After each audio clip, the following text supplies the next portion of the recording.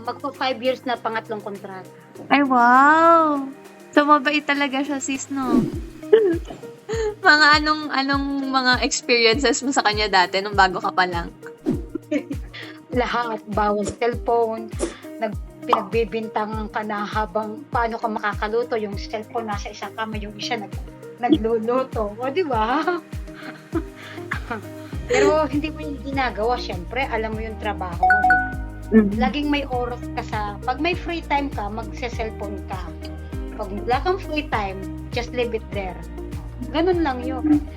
Pero, syempre, nandiyan yung nagda-doubt siya na pag may mali ka, hindi mo ginagawa kasi dot-dot ka ng dot-dot. Ganun.